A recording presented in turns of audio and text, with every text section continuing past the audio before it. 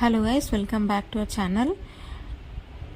ఎలా ఉన్నారండి? అందరూ బాగున్నారా? నేను కూడా చాలా బాగున్నానండి.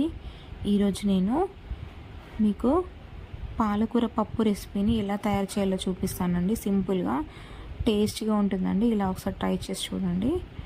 ఫస్ట్గా ఒక కుక్కర్ తీసుకోవాలండి. నేనైతే ఒక 3 కట్టెల పాలకూర తీసుకొని శుభ్రంగా కట్ చేసుకొని పక్కన పెట్టుకున్నాను. ఒక 1 కప్పు పప్పు వేసుకున్నానండి. తర్వాత కట్ చేసుకున్న పాలకూరని వేసుకోవాలి. ఇంకా ఎవరైనా నా ఛానల్ సబ్స్క్రైబ్ చేసుకోకపోతే సబ్స్క్రైబ్ చేసుకోండి. తర్వాత ఒక 8 వరకు పచ్చిమిర్చిని తీసుకొని నిలువుగా కట్ చేసుకొని వేసుకున్నాను. ఒక 3 టమాటాలు తీసుకున్నానండి. ఇవి కూడా చిన్న చిన్న ముక్కలుగా కట్ చేసుకొని వేసుకున్నాను. తర్వాత ఒక ఉల్లిపాయ ముక్క వేసుకున్నానండి. తర్వాత రుచికి సరిపడా సాల్ట్.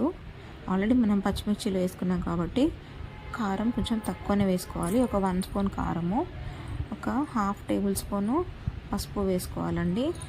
తర్వాత వాటర్ వేసుకొని కొంచెం ఆకు మునిగేంత వరకు వాటర్ వేసుకొని ఒక స్టవ్ పైన పెట్టి 5 విజిల్స్ వచ్చే వరకు పప్పుని మంచిగా ఉడకనివ్వాలండి. తర్వాత ఒక ప్యాన్ పెట్టుకొని ఉడికిన తర్వాత ఒక ప్యాన్ పెట్టుకొని ఆయిల్ వేసుకోవాలి. ఆయిల్ని కొంచెం హీట్ అవ్వనివ్వండి.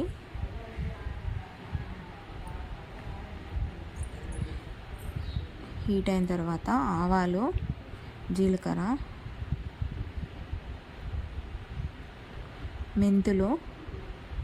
మెంతులు అయితే కంపల్సరీగా పోపులో వేసుకోవడానికి ట్రై చేయండి. మెంతుల వల్ల చాలా లాభాలు ఉంటాయండి.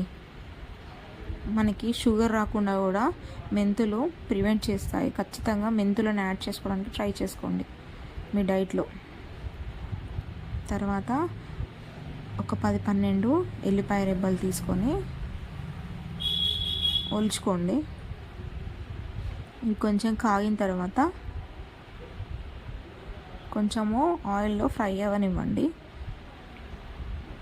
చిటపటలాడితేనే మనకి పోపు అనేది బాగుంటుందండి. తర్వాత ఎల్లిపాయ రెబ్బలు వేసుకోవాలి. తర్వాత ఇలా మనం పప్పుని మెత్తగా మెదుపుకోవాలండి. మంచిగా చూసారా, ఇలా మెదుపుకోవాలి. చూస్తుంటే టెంప్టింగ్గా ఉంటుంది కదండి. తర్వాత మనం పోపు వేసుకున్నాం కదండి.